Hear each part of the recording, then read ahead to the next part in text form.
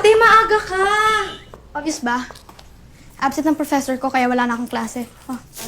Si Ate Katie, nakalis na. Ay, nako, wala pa po. Si ate namin lang ang naiwan. May sakit? Bakit? May sakit ang prinsesa? Opo, nilalagnat.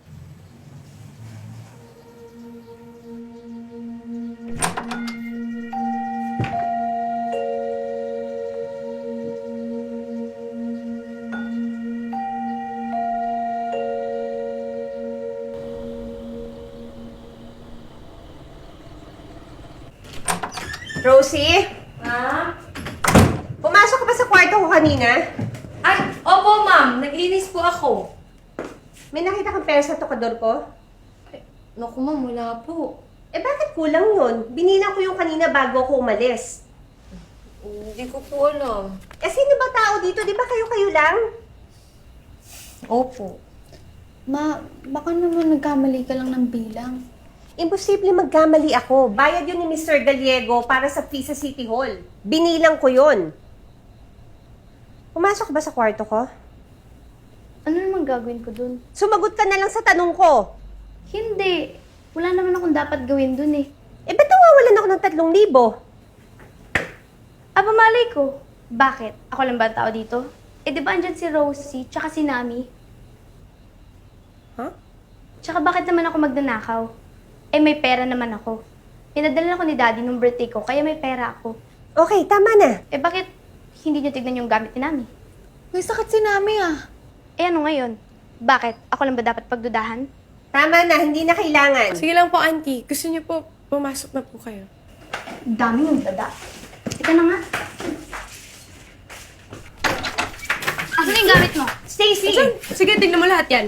Ano ba yan? Ka na nga. Stacy, tama na. Stacy! Auntie, pabayaan niyo na po para makita niyo na wala po talaga akong ginagawa. awat na! Ano ba? Talaga? Stacy! Humigil ka na. Okay lang. Sige, kaya mo siya. Eto. Ano to? Akin to ah. Sa akin to. Nandito lahat ng likado Akin na! ni mama at papa. Ano? Natatakot ka? Stacy, ano ba? Tama na! Eto. Ano to? Auntie, hindi ko po alam kung bakit may pera dyan. Nami, bakit mo nagawa sa akin to? Binibigyan kita ng pera pag kailangan mo kahit papano. Auntie.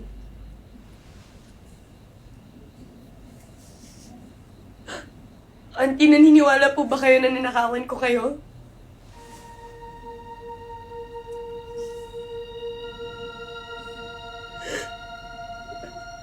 Auntie, naniniwala po ba kayo na kaya kong gawin yun sa inyo?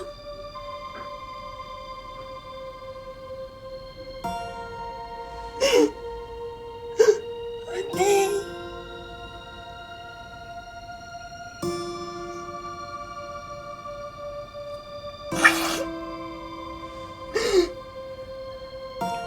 Sige po.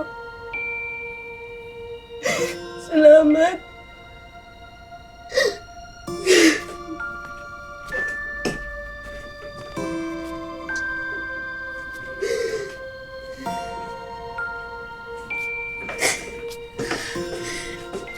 Ma,